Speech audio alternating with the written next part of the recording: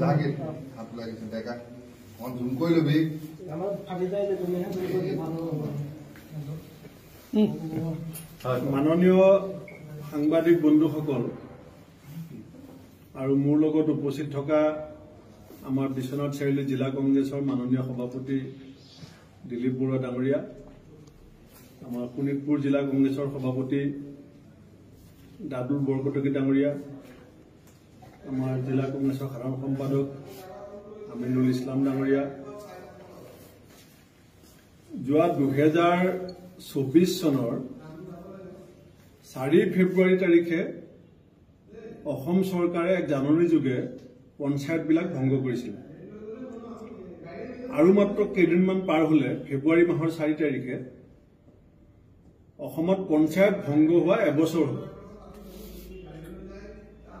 আৰু প্ৰায় 1000 কোটি টকা কেন্দ্ৰীয় চৰকাৰৰ 1000 কোটিতকৈ বেছি টকা কেন্দ্ৰীয় চৰকাৰৰ আবণ্টিত পঞ্চায়তত খৰচ কৰিবলগীয়া ধনৰাশি এবছৰ ধৰি অব্যৱহৃত হৈ আছে। কাৰণ পঞ্চায়তৰ এক্ট অনুসৰি সেই বৃহৎ পুঁজি নিৰ্বাচিত প্ৰতিনিধিসকলেহে খৰচ কৰিব পাৰিব। এতিয়া অসম চৰকাৰৰ উদূৰদৰ্শিতা আৰু পঞ্চায়ত ব্যৱস্থাটোৰ প্ৰতি অসম চৰকাৰৰ যিটো অনীহা, সেইটো কাৰণে এতিয়া প্ৰায় 1000 কোটি টকাতকৈ বেছি পইচা গ্ৰামাঞ্চলৰ উন্নয়নৰ কাৰণে কেন্দ্ৰই যিটো আমাক আবণ্টন দিছিলে, সেই পইচা এতিয়া চৰকাৰে ঘূৰাই পঠাবলৈ বাধ্য হ'ব। দ্বিতীয়তে এবছৰ 4 ফেব্ৰুৱাৰী মই আপোনালোকক হোৱাটছআপত জেবি আক্কা ডাঙৰীয়াৰ চাৰ্কুলাৰখন দি দিম।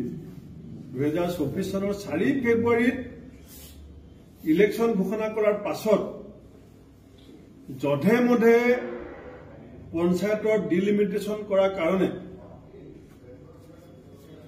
ৰাইজৰ মাজত খুব অসন্তুষ্টি বৃদ্ধি পোৱাটো স্বাভাৱিক। মুখ্যমন্ত্ৰীয়ে কৰবাত কৈছে যে কংগ্ৰেছৰ মানুহে কেছ কৰিছে। অসমৰ প্ৰত্যেকখন পঞ্চায়তত কেছ হোৱা নাই আৰু সংবিধানে আমাক এটা মৌলিক অধিকাৰ দিছে যে চৰকাৰৰ যিকোনো সিদ্ধান্ত নাগৰিকৰ যিটো ফাণ্ডামেণ্টেল ৰাইটছ, সেই ৰাইটছৰ অধীনত নাগৰিকে ন্যায়ালয়ত গৈ পেলাই তাক চেলেঞ্জ কৰিব, প্ৰত্যাহ্বান জনাব পাৰে। তাৰ কাৰণে কংগ্ৰেছ দলে কেতিয়াও সিদ্ধান্ত লোৱা নাই। আমি পঞ্চায়ত নিৰ্বাচন সদায় পাতিছো, কংগ্ৰেছ এতিয়া শাসনত আছে আৰু আমি পঞ্চায়ত নিৰ্বাচন সদায় পাতিব বিচাৰো। কালি নিশা হিমন্ত বিশ্ব শৰ্মা ডাঙৰীয়াই কৈছে যে চৰকাৰবিলাকে সাধাৰণতে পঞ্চায়ত নিৰ্বাচন পাতিব নিবিচাৰে। কিন্তু তেখেতে নিজৰ কথা কৈছে। হিমন্ত বিশ্ব শৰ্মা ডাঙৰীয়াই নিজৰ কথা আৰু নিজৰ চৰকাৰৰ কথা কৈছে যে তেওঁলোকৰ যে ইলেকশ্যন পতাৰ ইচ্ছা নাই। আৰু তেখেতসকলৰ মিত্ৰ দল অসম গণ পৰিষদ 85 চনৰ পৰা 5 বছৰ যেতিয়া ক্ষমতাত আছিলে, পঞ্চায়ত নিৰ্বাচন পতা নাছিলে আৰু 96 চনৰ পৰা 2001 চনলৈকে যেতিয়া এজিপি ক্ষমতাত আছিলে, তেতিয়াও অসম গণ পৰিষদে পঞ্চায়ত নিৰ্বাচন পতা নাছিলে।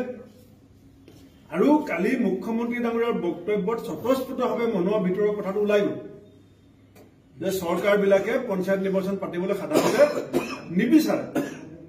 কিন্তু 91 চনত যেতিয়া আমাৰ হিতেশ্বৰ শইকীয়া ডাঙৰীয়া মুখ্যমন্ত্ৰী আছিলে, অসমত কংগ্ৰেছৰ নেতৃত্বত পঞ্চায়ত নিৰ্বাচন হৈছিলে। 2001 চনৰ পৰা যেতিয়া তৰুণ গগৈ ডাঙৰীয়া অসমত কংগ্ৰেছৰ মুখ্যমন্ত্ৰী আছিলে, আমি পঞ্চায়ত নিৰ্বাচন অসমত অনুষ্ঠিত কৰিছো। গতিকে কোনে এই যে কয় গোসাঁই ঘৰত কোন, মই কল খোৱা নাই, কালি হিমন্ত বিশ্ব শৰ্মা ডাঙৰীয়াৰ বক্তব্যত সেই কথাটো স্পষ্টকৈ ওলাই পৰিছে। ন্যায়ালয়ত যিসকল ব্যক্তি দ্বাৰস্থ হৈছে, তেওঁলোকে তেওঁলোকৰ অঞ্চলবিলাকত হোৱা আঁসুৱাবিলাক আঙুলিয়াই দিছে। কিন্তু চৰকাৰখনে যিটো পঞ্চায়ত নিৰ্বাচন সাংবিধানিকভাৱে আইনগতভাৱে ছমাহত অনুষ্ঠিত হ'ব লাগে, আমিও চৰকাৰক সহযোগ কৰিছিলো যে ঠিক আছে, কিবা কিবি অসুবিধা আছে, চৰকাৰে অলপ সময় লৈছে, ইলেকশ্যনটো পাতক। কিন্তু চৰকাৰে এতিয়া ন্যায়ালয়ৰ সিদ্ধান্ত এতিয়ালৈকে অহা নাই কিন্তু আমি অসম চৰকাৰক আজি জনাব বিচাৰো যে আমি অসম প্ৰদেশ কংগ্ৰেছ কমিটিয়ে পঞ্চায়ত নিৰ্বাচন আমি সময়মতে হোৱাটো বিচাৰো আমি এইটোও বুজি পাওঁ যে মেট্ৰিক পৰীক্ষা হাই ছেকেণ্ডাৰী পৰীক্ষাৰ লগত সমান্তৰালভাৱে পঞ্চায়ত নিৰ্বাচন অনুষ্ঠিত কৰাটো সম্ভৱ নহয় কাৰণ স্কুল বিল্ডিঙৰ কথা আছে ইলেকশ্যন ডিউটি কৰিবৰ কাৰণে শিক্ষকৰ কথা আছে কিন্তু ন্যায়ালয়ত যে চৰকাৰী অধিবক্তাসকলে যে শক্তিশালী যিটো তৰ্ক শক্তিশালী যিটো নিজৰ ফালৰ পৰা ক'বলগীয়া বক্তব্য যে আগবঢ়াব পৰা নাই